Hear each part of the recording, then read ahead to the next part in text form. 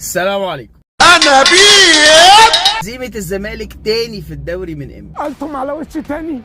الله تمنوها جمهور الزمالك وشاوروا بخمسة وحفلوا وقالوا على النادي الاهلي انه اتغلب 5 من سان داونز. يوم ايه اللي يحصل بقى؟ يتغلبوا من انبي ويثبتوا في المركز الخامس اللي بيبتعدوا تماما تقريبا عن منافسة الدوري وخلاص كده، وممكن كمان ما ياخدوش المركز التاني. الموضوع بقى بعيد جدا.